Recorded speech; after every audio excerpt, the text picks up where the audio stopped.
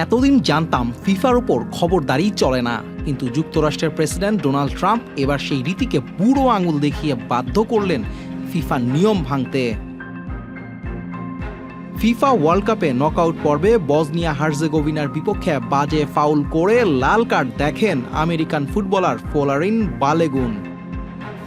নিয়ম অনুযায়ী এক ম্যাচের নিষেধাজ্ঞার কারণে শেষ 16তে বেলজিয়ামের বিপক্ষে খেলার কথাই ছিল না তার।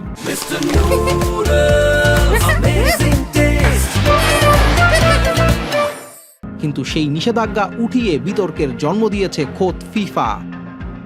মার্কিন প্রেসিডেন্ট ট্রাম্পের ফোন কল পেয়েই ফিফার নিয়ম পাল্টে দিলেন বিশ্ব ফুটবলের নিয়ন্ত্রক সংস্থার প্রেসিডেন্ট জিয়ান্নি ইনফ্যান্তিনো।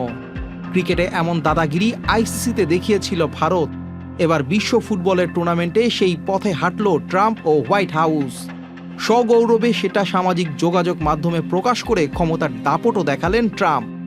ফিফা প্রেসিডেন্টের নতি শিকারে ক্ষোভে ফুঁসছে নেটিজেনরা। মঙ্গলবার যুক্তরাষ্ট্রের সঙ্গে বেলজিয়ামের প্রি কোয়ার্টার ফাইনালের ম্যাচ। বেলজিয়ানদের পক্ষ থেকেও জানানো হয়েছে প্রতিবাদ। এতে অংশ নিয়েছেন ইংল্যান্ডের কোচ টমাস টুখেল সহ আরও অনেকে।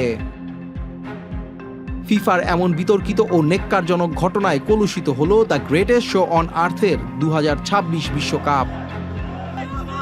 আদিল আহমেদ শান, স্পোর্টস ডেস্ক, চ্যানেল আই।